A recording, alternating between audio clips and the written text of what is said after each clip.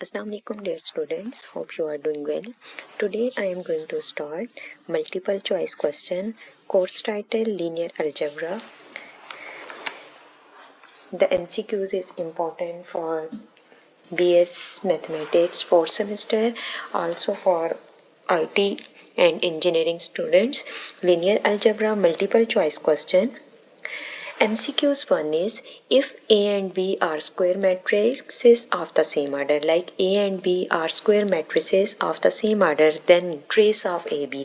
अब सबसे पहले आपके पास स्क्वायर मैट्रिसेस के केस में क्या होता है कि अगर आपके पास जो गिवन मैट्रिक्स है वो आपके पास क्या स्क्वायर मैट्रिक्स है, तो स्क्वायर मैट्रिक्स के केस में आपके पास नंबर ऑफ रोज जो होती हैं वो इक्वल होती हैं नंबर ऑफ कॉलम्स के। अब यहाँ पर आपके पास ए और बी स्टेटमेंट में गिवन है कि वो आपके पास क्या स्क्वायर मैट्रिक्सेस हैं ऑफ द सेम ऑर्डर।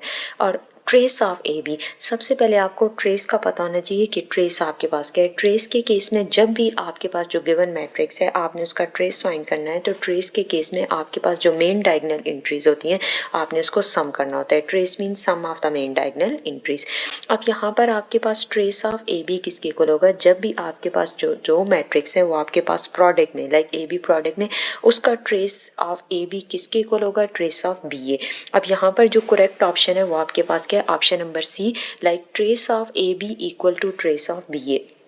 जब भी ट्रेस फाइंड करते हैं और आपके पास जो दो मैट्रिक्स हैं वो आपके पास प्रोडक्ट में है, like trace of A B किसके इक्वल होगा, ट्रेस ऑफ बी ए। अब आपके पास जो मल्टीपल हो रहे हैं दो मैट्रिक्स हैं और दोनों हैं भी स्क्वायर मैट्रिक्स, तो उनका वो आपस में क्या हो जाएंगे, इंटरचेंज, लाइक उनकी पोजीशन चेंज होगी। Trace of A B equal आ जाएगा आपके पास trace of A B equal to trace of B A. तो ट्रेस के केस में आप क्या करते हैं, अब ए और बी दोनों जो मैट्रिक्स हैं ये आपस में क्या हो रहे हैं, ये आपके पास क्या हो रहे हैं, मल्टीप्लाई हो रहे हैं। सबसे पहले आपने जब भी इसका ट्रेस फाइंड करना है तो ट्रेस से पहले आप जो गिवन मैट्रिक्स ए बी है उसको मल्टीप्लाई करेंगे, देन उसके बाद ट्रेस लेंगे। तो trace of A be always equal होता है ट्रेस ऑफ बी ए। तो यहाँ पर आपके पास जो गिवन एमसीक्यूज नंबर 1 है इसमें जो करेक्ट ऑप्शन है वो आपके पास क्या है, ऑप्शन नंबर सी। और ऑप्शन नंबर सी आपके पास क्या है कि आपके पास इस केस में आ जाता है कि आपके पास trace of whole A B equal to trace of B A. जो करेक्ट ऑप्शन है वो आपके पास क्या है, ऑप्शन नंबर सी।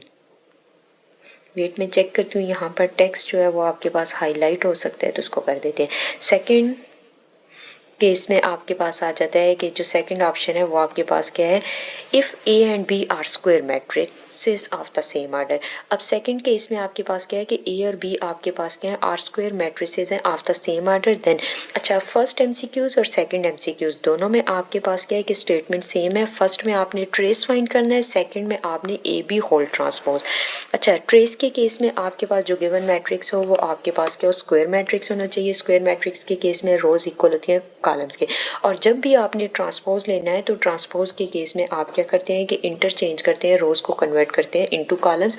और ट्रांसपोज के केस में आपके पास ये कंपल्सरी नहीं है, अगर आपके पास जो गिवन मैट्रिक्स है वो रेक्टेंगुलर मैट्रिक्स है उसका भी आप ट्रांसपोज ले सकते हैं।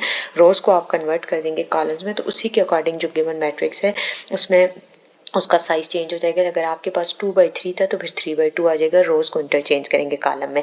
अब एमसीक्यूज 2 में आपके पास क्या है, A and B are square matrices of the same order, then A B whole transpose. अब यहाँ पर आपके पास जो ए बी होल ट्रांसपोज है वो आपके पास किसके इक्वल होगा, B transpose into A transpose. अब यहाँ पर जो आपके पास ए बी होल ट्रांसपोज है equal to A transpose B transpose, ये भी आपके पास करेक्ट नहीं है।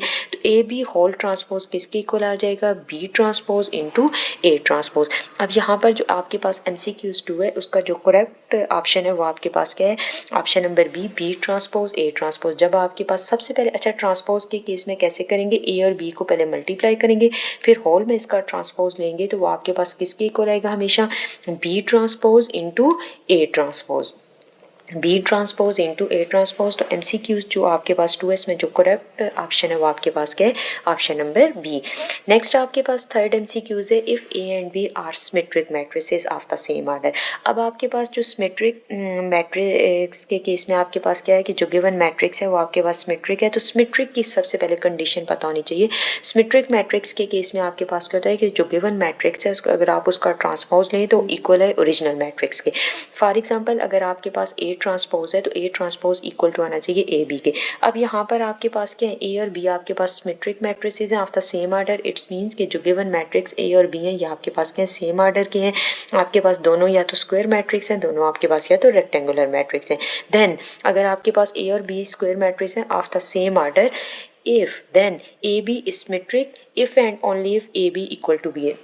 जब भी आपके पास जो गिवन मैट्रिसेस हैं वो आपके पास सेम आर्डर के हैं तो वो आपके पास क्या है कि सिमेट्रिक मैट्रिक्स कब होंगे, जब आपके पास A B equal to B है। और ये आपके पास मेजर केसेस होता है मैट्रिसेस मल्टीप्लिकेशन में कि आपके पास ए बी इक्वल हो बी ए के। अगर आपके पास if and only if A B equal है बी ए के तो इट्स मीन जो आपके पास ए बी है वो आपके पास क्या है, सिमेट्रिक मैट्रिक्स है।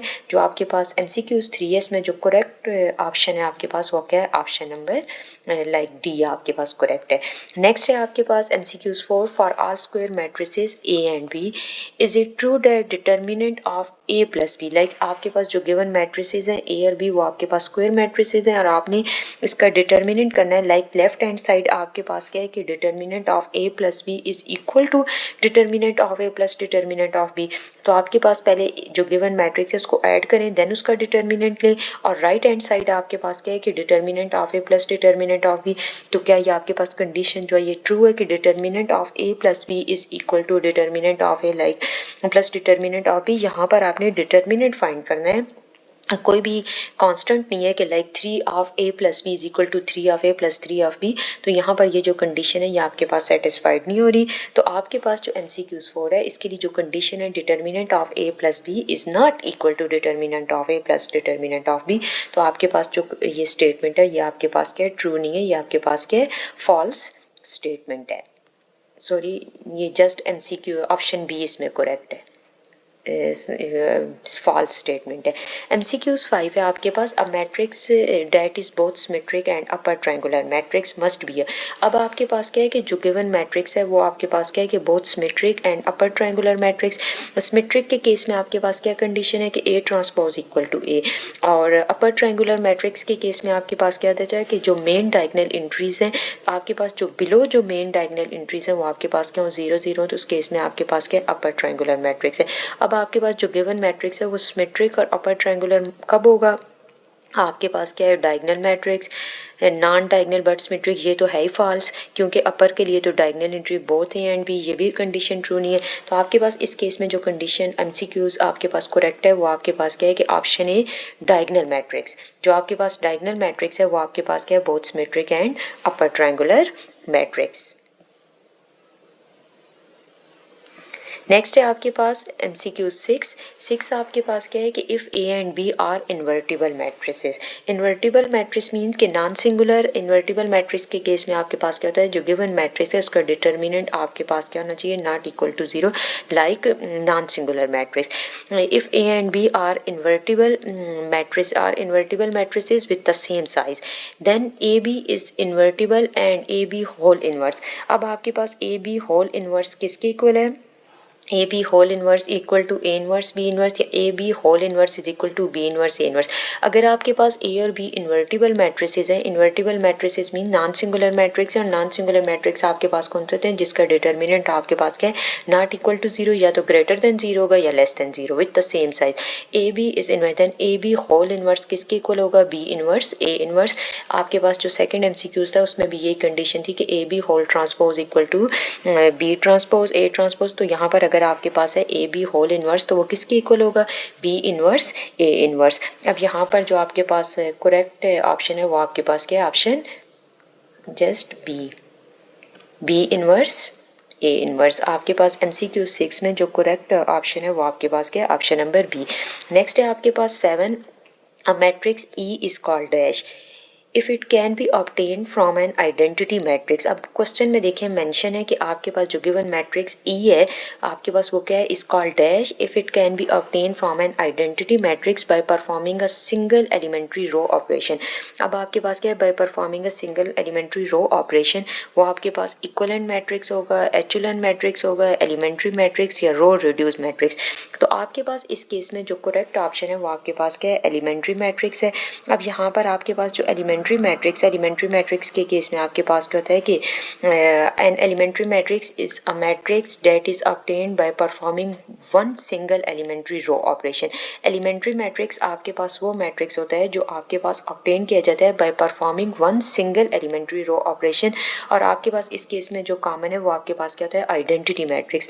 तो आपके पास क्वेश्चन में मेंशन है कि a matrix E is called like a matrix E is called elementary matrix if it can be obtained from an identity matrix by performing a single elementary row operation. Thank you so much.